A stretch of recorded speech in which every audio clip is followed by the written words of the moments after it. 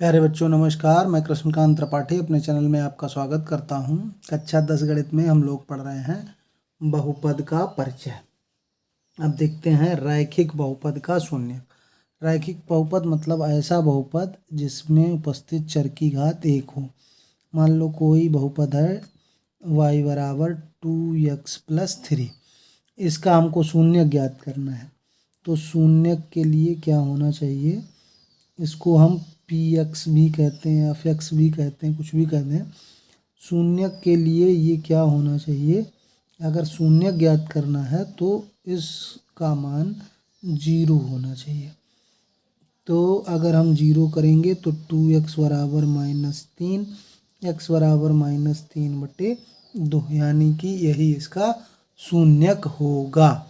कभी कभी क्या कह देता है कि इसका माना कोई शून्यक दे देता है, माना के इसका कोई शून्यक है, इसका शून्यक है, तो क्या करेंगे, के को रख देंगे x की जगह के, और उसको हम 0 कर देंगे। जो शून्यक होता है उसका मान रखने पर पूरा समीकरण 0 हो जाता है। तो अगर के का मान ज्ञात करेंगे फिर वही प्राप्त हो जाएगा -3/2। इस तरह के सवाल आएंगे आपको कि शून्य ज्ञात कीजिए। शून्य ज्ञात करना होगा तो जो भी बहुपद दिया है उसको पहले 0 के बराबर हल कर रख देंगे और x का मान निकाल लेंगे। ऐसे द्विघात में भी हो सकता है, त्रिघात में भी हो सकता है। तो अगर मान लेते हैं कि कोई जनरल बहुपद ऐसे लिखा हो ax+b बराबर 0, और इसका बहुपद मतलब ax+b मान लो के रखने पर आ रहा है बराबर 0, तो के बराबर क्या होता है -b/a। ऊपर आपने क्या देखा था, जो x का गुणांक है और जो अचर पद है उसके नीचे x का गुणांक माइनस में आ जाता है, तो -b/a आ जाता है। तो इसका मतलब शून्यकों और गुणांकों में संबंध होता है। ये क्या आ गया, अचर पद, b क्या था अचर पद, और माइनस लगा दें अपान में x का गुणांक। तो ये हो गया हमारा शून्यकों और गुणांकों में संबंध। इसी प्रकार द्विघात त्रिघात में भी होगा, वो आगे देखेंगे। ज्यामितीय अर्थ समझते हैं। बहुपद के शून्यकों का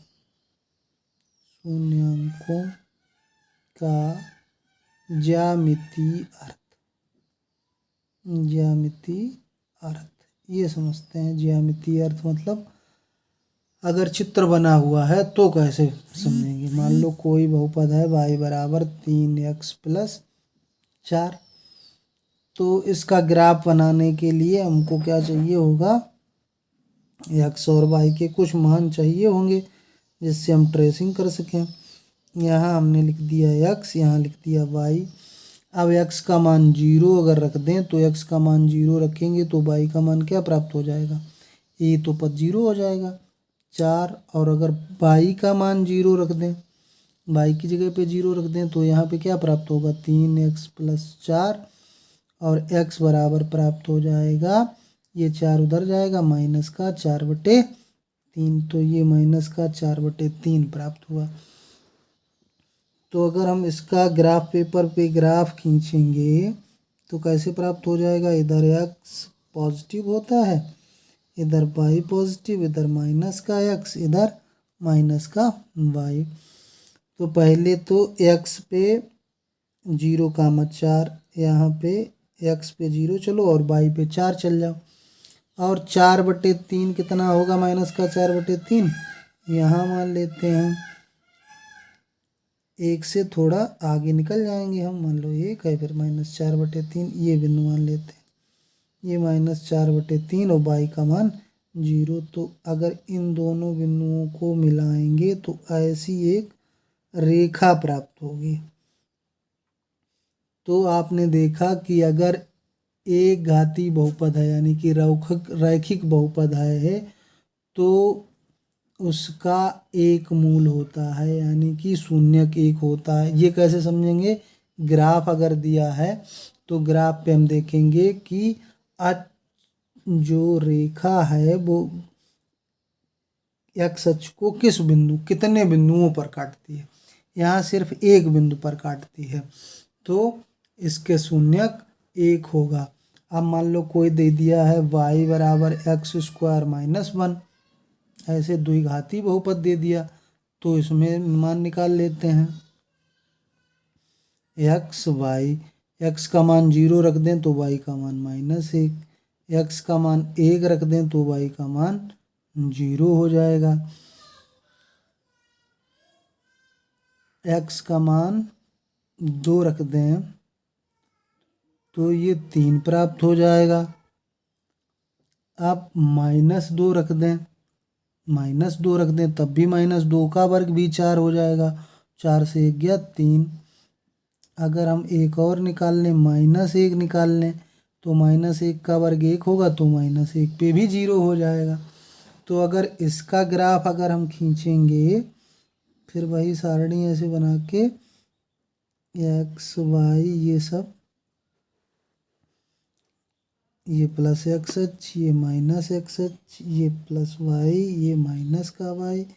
अब 1 2 3 4 ऐसे 1 2 3 4, और इस पे 1 2 3 4 इस प्रकार -1 -2 -3 -4, इधर प्लस का, इधर माइनस का x होता है, इधर प्लस का y, ये तो 0 कामा -1, x पे 0 y पे 0 कामा -1 हो गया, फिर 1 कामा 0 हो गया, फिर 2 x पे चलो y पे चलो 3, तो 2 और 3 की सीध में -2 पे भी 3, यानी कि -2 पे, -1 पे भी 0। तो ये ग्राफ कैसा हमको प्राप्त होगा, इस तरह से ग्राफ प्राप्त हो रहा है।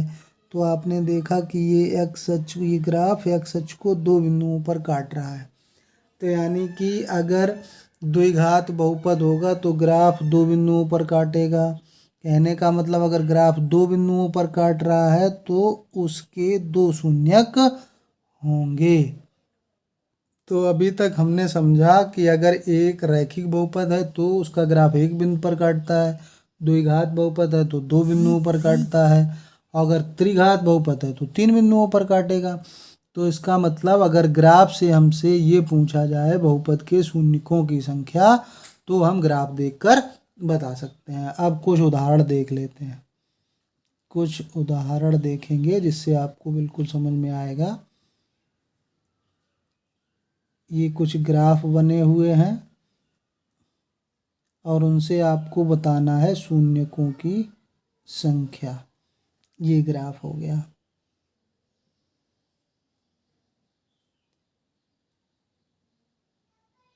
ये ग्राफ हो गया है,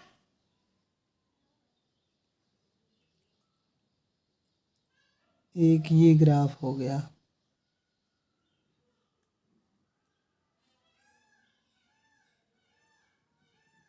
एक ये ग्राफ हो गया,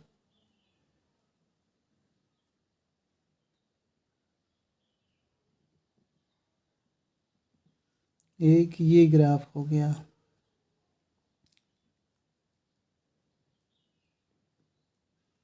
और एक ये ग्राफ हो गया। इसमें सब में आपको शून्यकों की संख्या बतानी है।